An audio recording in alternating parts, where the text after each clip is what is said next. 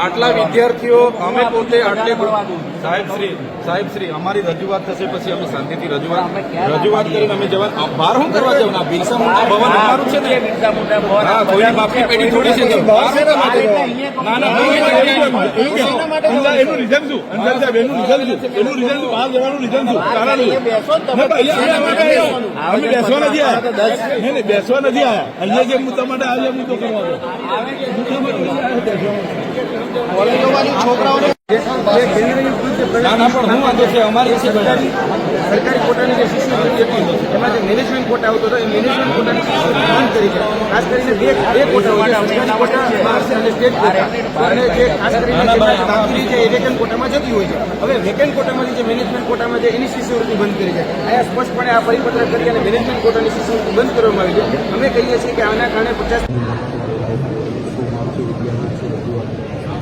આદિવાસી વિદ્યાર્થીઓને ઉચ્ચ અભ્યાસ માટે પોસ્ટ મેટ્રિક શિષ્યવૃત્તિની યોજના ચાલુ હતી. ત્યારે ગુજરાતની ભાજપની સરકારે 28 ઓક્ટોબર 2024ના રોજ પરિપત્ર બહાર પાડીને આ શિષ્યવૃત્તિની યોજના બંધ કરી દીધી છે. જેના કારણે nursing, BSc nursing, diploma, degree engineering તમામ પ્રકારના કોર્સમાં અભ્યાસ કરતા 60,000 જેટલા વિદ્યાર્થીઓને તાબડતોડ કોલેજો દ્વારા ફી ભરવાનું સૂચન કરવામાં આવ્યું છે. અને ઘણા લોકોને આ ફી ભરાતી ન હોય એમને એડમિશનો રદ કરીને એમને ડોક્યુમેન્ટ આપી દેવામાં આવ્યા છે. ત્યારે આ 60,000 વિદ્યાર્થીઓના ભવિષ્યનો સવાલ છે. અમે ગુજરાત સરકારને કહેવા માંગીએ છીએ, એમના ટ્રાઇબલ બજેટમાંથી અનેક તાઇફાઓ થાય છે, કરોડો રૂપિયાના ધુમાડા થાય છે, તો આદિજાતિ વિદ્યાર્થીઓ ભણશે એની સ્કોલરશીપ કેમ બંધ કરવામાં આવે છે? ત્યારે ભાજપની આદિવાસી સમાજ પ્રત્યેની વિરોધીની આ માનસિકતા છતી થઈ છે.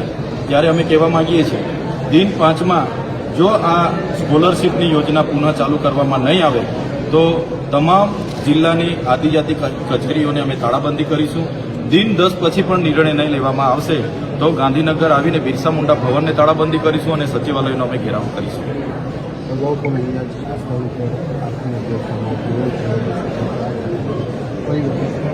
ભાજપ સરકારમાં અમારા આદિજાતિ મંત્રી અને શિક્ષણ મંત્રી પોતે આદિવાસી હોવા છતાં આવી તકલાદી નિર્ણયો લે છે, જેના કારણે બાળકોનું ભવિષ્ય અંધકારમય બની જાય છે.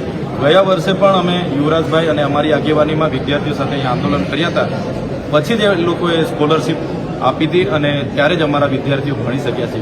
તો સરકારને અમે કહેવા માંગીએ છીએ, મોટી મોટી આદિવાસીઓ વિકાસની વાતો થાય છે.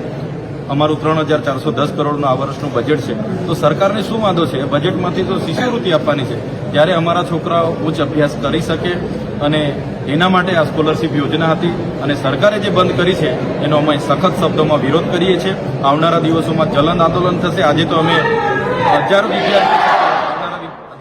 હજારો વિદ્યાર્થીઓ સાથે અહીંયા આંદોલન કરીશું.